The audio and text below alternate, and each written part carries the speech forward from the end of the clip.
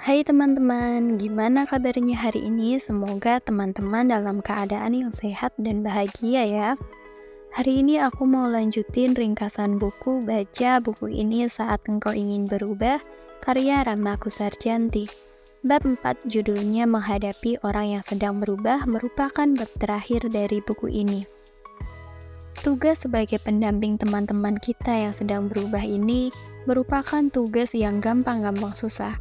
Sepertinya sih mudah karena hanya mendampingi, tetapi orang yang kita dampingi belum tentu akan berprogres secara stabil. Namanya juga manusia dinamis, pasti ada naik turunnya. Namun hal tersebut wajar. Hal yang tidak wajar adalah jika pendamping malah akan terpengaruh oleh kebiasaan buruk orang yang sedang didampingi tersebut. Lalu bagaimana sebenarnya cara untuk menghadapi orang yang sedang berubah? Cara yang pertama yaitu tidak berinisiatif sendiri. Kamu bisa saja mengamati perilaku orang-orang di sekitarmu dan langsung menentukan mana orang yang memiliki kebiasaan buruk. Mungkin karena tidak sesuai dengan norma yang berlaku dalam masyarakat, atau hanya tidak sesuai dengan norma yang kamu pahami. Bisa juga kebiasaan itu sebetulnya biasa saja tetapi jadi buruk karena telah banyak merugikan orang lain. Tapi sebaiknya kamu tidak berinisiatif sendiri untuk mengajaknya berubah. Jika dia mau, dia pasti akan berusaha berubah. Kalau dia masih nyaman dengan keadaannya, maka kamu juga lebih baik tidak mengintervensi sedemikian rupa. Dijamin, dia akan marah-marah dan mengusirmu dari kehidupan sosial mereka. Nah, kita tidak mau ada drama dalam pertemanan kita, kan? Terkadang, baik menurut kita belum tentu baik menurut orang lain. Pun dengan buruk bagi kita belum tentu buruk bagi orang lain. Bagaimana kita mempersepsi sesuatu tidak selalu sama dengan cara orang lain mempersepsikan hal itu.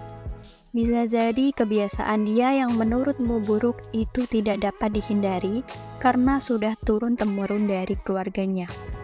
Misalnya saja di rumah keluarganya sudah terbiasa ada asisten rumah tangga, sehingga dia tidak terbiasa mencuci piring sendiri setelah makan.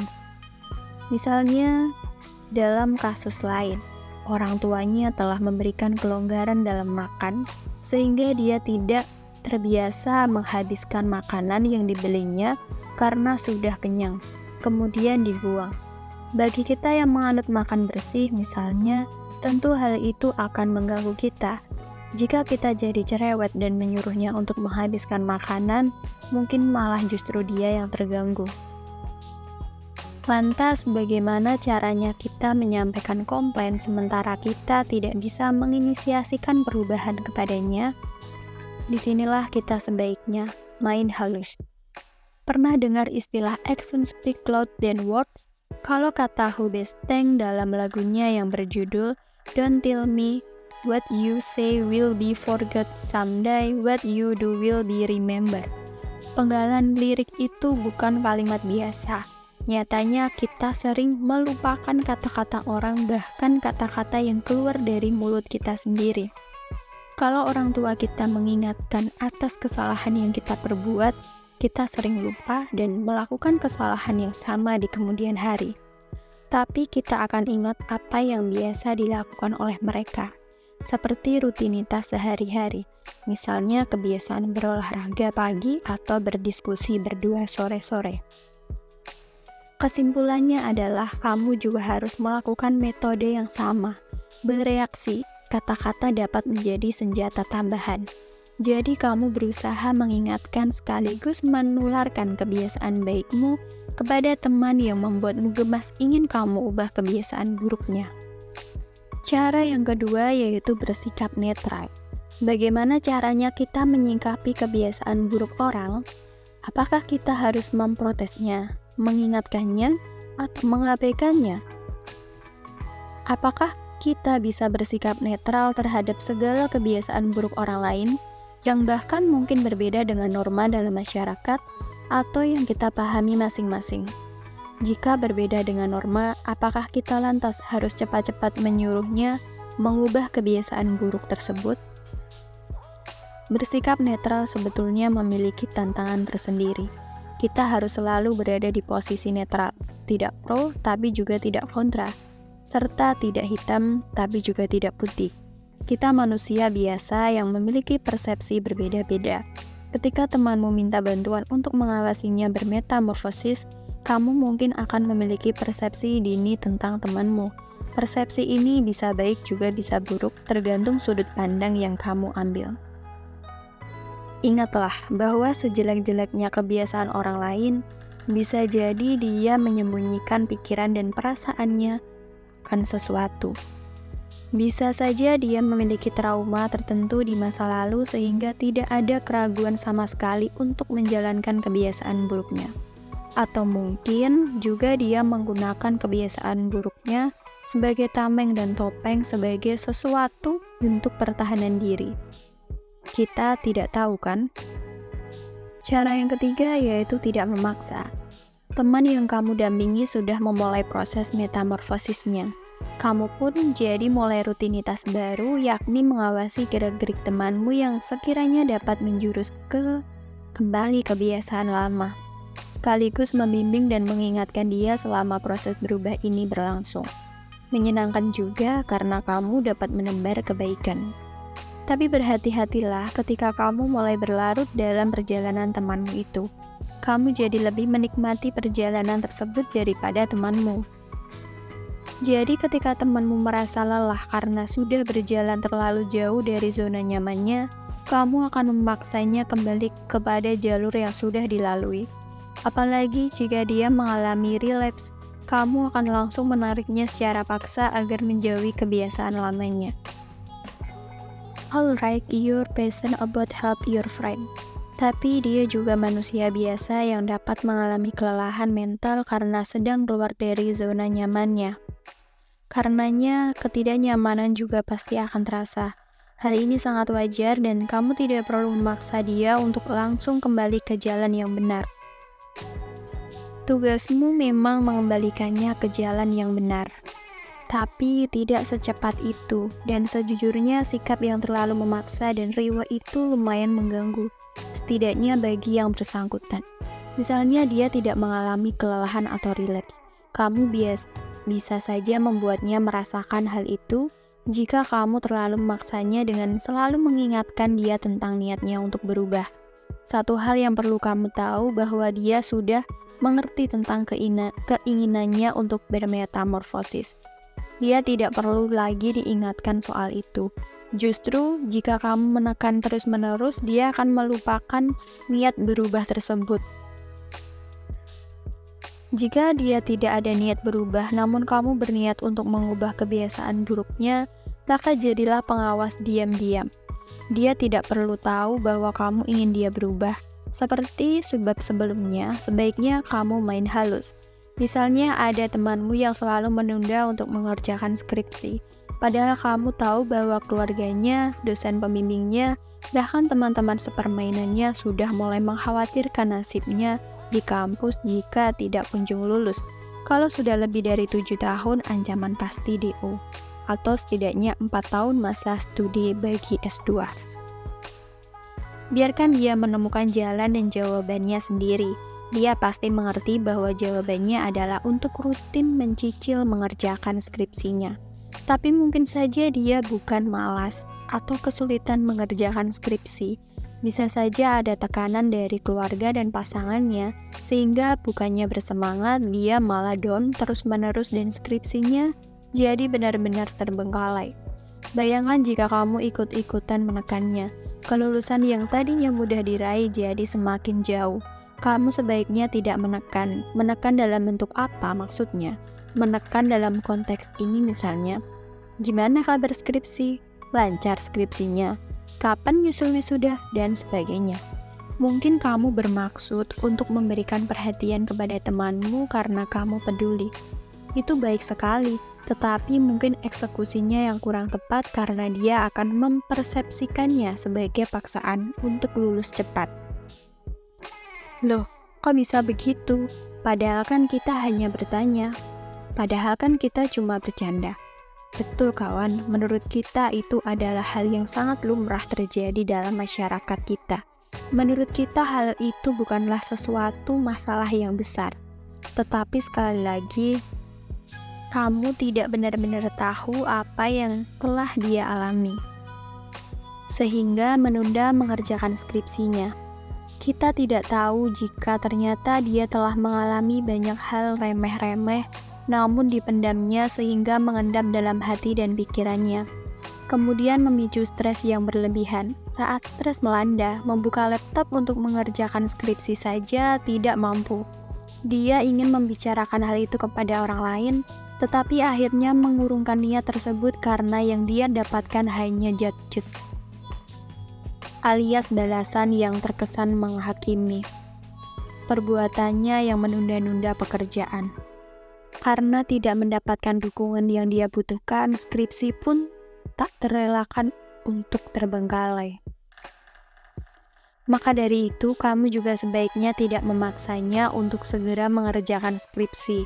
Daripada memaksanya, mengapa tidak kamu mendengarkan keluh kesahnya, kemudian membantunya dalam mengerjakan skripsi, mungkin dengan menyarankan beberapa jurnal referensi yang bagus atau membimbingnya mengolah data.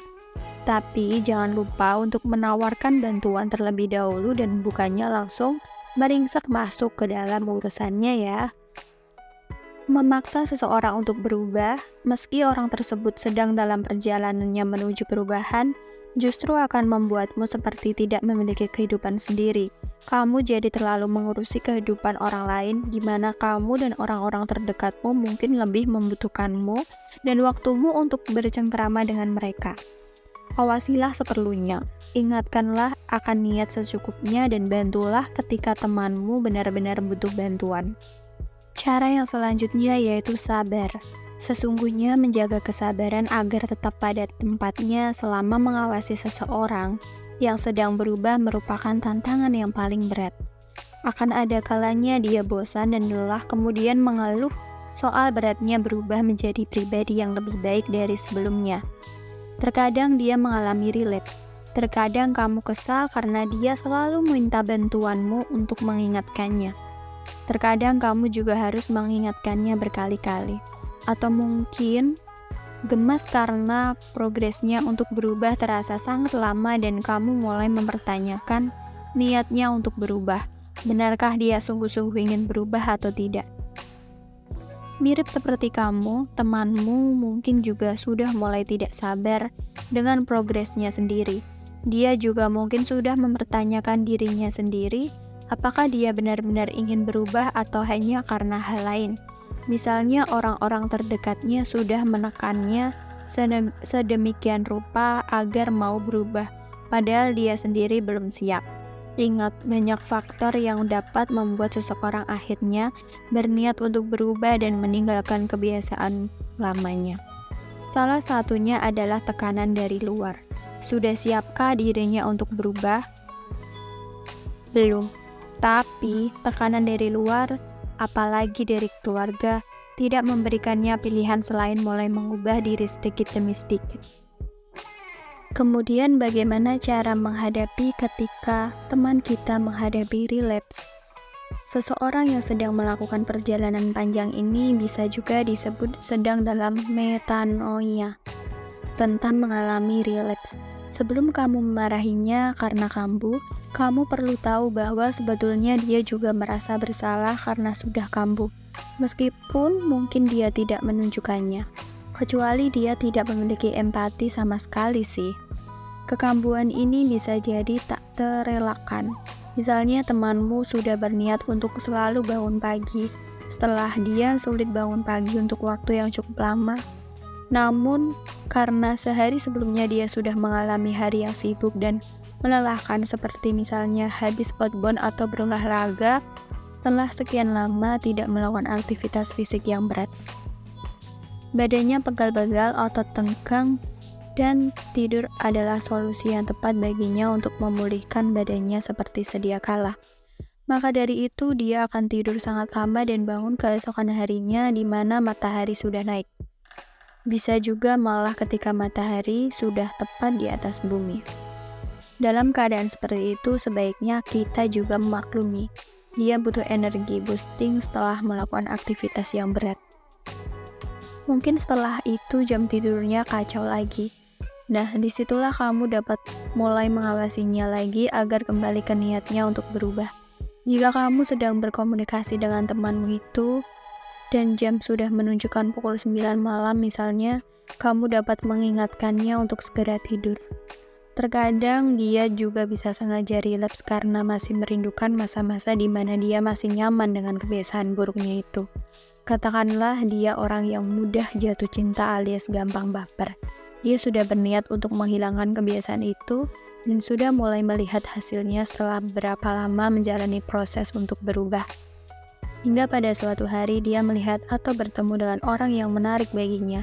Di situ, dia kemudian merasakan suatu ketertarikan dan senang setiap bertemu lagi dengan orang tersebut. Katakanlah awalnya dia hanya tertarik dan senang melihatnya, tapi lama-lama dia malah mendekati orang itu. Saat itulah kamu dapat mengingatkan tentang niatnya untuk mengubah kebiasaan itu. Ingatkanlah pula bahwa siapa tahu perasaan temanmu itu sebetulnya hanya sebatas kekaguman, namun disalahartikan sebagai cinta. Tanyakan lagi padanya apakah dia serius menyukai orang itu dan tidak akan berpaling lagi ketika nantinya menemukan orang yang lebih menarik. Ajaklah dia untuk berpikir lebih jernih, tetapi ingat, jangan memarahinya. Dan yang paling terakhir, jangan sampai terpengaruh. Sesungguhnya ini adalah basic rule. Kamu tidak boleh sampai terpengaruh oleh kebiasaan buruk orang yang kamu dampingi. Salah malah bukannya mendampingi, tetapi kita butuh didampingi agar dapat terlepas dari jerat kebiasaan buruk tersebut. Kita tidak mau ada lebih banyak lagi Harlequin kan? Ingat tentang social cognitive theory yang saya paparkan di bagian pembuka. Kini kamu bukan lagi anak kecil yang belum bisa membedakan mana yang baik dan mana yang buruk. Setidaknya untuk dirimu sendiri. Kalau temanmu sudah meminta untuk didampingi agar dapat menghilangkan suatu kebiasaan, berarti kebiasaan tersebut sudah jelas berada dalam kategori buruk. Jadi kamu tidak perlu mengadopsinya menjadi kebiasaan barumu. Hati-hati, siapa tahu malah efeknya jadi lebih buruk. Misalnya ada temanmu yang suka kalap dan boros. Dia senang sekali belanja secara impulsif, di mana dia membeli barang bukan karena sudah dipikirkannya matang-matang atau karena dia memang membutuhkannya. Ya cuma karena pengen saja. Namun suatu hari dia mulai menyadari bahwa keadaan finansialnya tidak terlalu baik akibat impulsif buying yang dilakukannya. Saldo di rekening tidak mencukupinya, atau bisa juga tagihan kartu kredit membludak. Maka dia meminta bantuanmu untuk menjadi pengawasnya karena dia ingin mengubah kebiasaan kalap dan boros tersebut. Kemudian dia berada di satu titik di mana dia ingin belanja lagi alias relapse. Kamu pun memberikan kesempatan padanya untuk menikmati relapse sebentar dan kamu menemaninya agar dapat sekaligus mengawasinya. Tapi, kamu malah melihat diskon besar-besaran untuk pakaian bermerek dan mendadak merasa butuh akan pakaian tersebut. Entah dengan alasan biar tidak ribet cari baju bagus, atau untuk investasi pribadi. Maka tanpa pikir panjang kamu pun membelinya. Oke, baiklah. Kamu boleh kok membeli pakaian bermerek. Tidak ada yang melarang. Mungkin alasanmu juga masuk akal. Tapi bukankah kamu awalnya ikut menemani temanmu itu karena ingin mengawasinya agar tidak terlalu kalap? Jika kamu meniru kebiasaan buruk tersebut, temanmu juga akan merasa termaafkan ketika dia relapse. Untuk kali kedua, ketiga, dan seterusnya. Jika kamu terpengaruh oleh kebiasaan buruk temanmu itu, justru akan berbahaya karena temanmu malah akan mengalami proses move on yang lebih lama, atau malah sama sekali tidak dapat lepas dari kebiasaan buruknya itu. Siapa yang salah? Kamu dong. Nanti malah kamu yang jadi berusaha keras untuk berubah. Maka dari itu, kesiapan mental dan keteguhan hati memang sangat diperlukan ketika mendampingi orang yang hendak bermetamorfosis. Kamu sudah dipilih untuk mengawasi mereka, artinya mereka menaruh kepercayaan kepadamu. Kamu memiliki amanah untuk dijaga. Salah satu cara menjaga amanah tersebut tentu saja dengan berpendirian kuat. Kalau kamu terpengaruh temanmu itu, serta orang lain jadi tidak mempercayaimu lagi, menganggap kamu sebagai orang yang tidak konsisten. Lebih parah lagi kalau mereka mengejekmu karena hal itu. Maka dari itu, betulan deh, teguhkanlah hati, pendirian, serta mentalmu agar kamu dapat terjaga dari kebiasaan terkutuk. Kesimpulannya adalah mendampingi orang yang hendak move on dari kebiasaan buruk tidak selalu mudah, seperti sedang move on dari pasangan yang meninggalkan kita dengan tega. Kita tahu bahwa menjalani proses tersebut tidak mudah dan bagaikan naik wahana roller coaster. Maka dari itu, kamu juga harus lebih siap ketika sedang mendampingi orang yang ingin melepaskan diri dari kebiasaan lamanya. Kamu akan merasakan emosi, tenaga, dan pikiranmu terkuras, apalagi jika kebiasaan buruk itu telah terlalu jauh merugikan dia sendiri dan orang banyak. Belum lagi jika dia mengalami relapse, tidak hanya dia yang harus menyiapkan mental, tetapi kamu sebagai pendampingnya juga harus bermental baja. Tambahlah stok kesabaranmu karena kamu mendampingi orang lain yang butuh bantuan.